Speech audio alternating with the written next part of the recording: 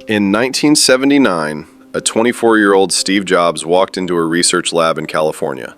By the time he walked out, he had just seen the future. The strange part? The people who showed it to him weren't Apple engineers. They worked for another company, a company that had already invented the future, but didn't realize how valuable it was.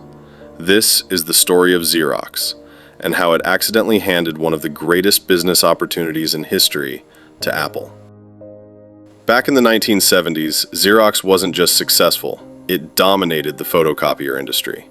The company was making so much money that it created a research center in Palo Alto called Xerox PARC. Unlike most corporate labs, the scientists there weren't pressured to create products they could immediately sell. Their job was simple: build the future. And somehow, they actually did. Inside those offices, researchers developed technologies that are so common today, we barely think about them. The graphical user interface, computer windows, icons, the computer mouse, high-speed networking through Ethernet, even concepts that inspired modern personal computers. They were years ahead of everyone else. The problem wasn't the engineers, it was the executives. Most of Xerox's leadership still believed the company's future was photocopiers. They saw these inventions as interesting experiments, not billion-dollar products. Around that same time, Apple was preparing for its future. Steve Jobs wanted Xerox to invest in the young company before Apple went public. In return, Jobs negotiated something far more valuable than money: a private tour of Xerox PARC. As engineers demonstrated the graphical interface and the mouse, Jobs immediately understood what he was looking at.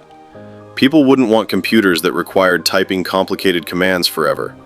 They would want computers they could simply point at, click, and use.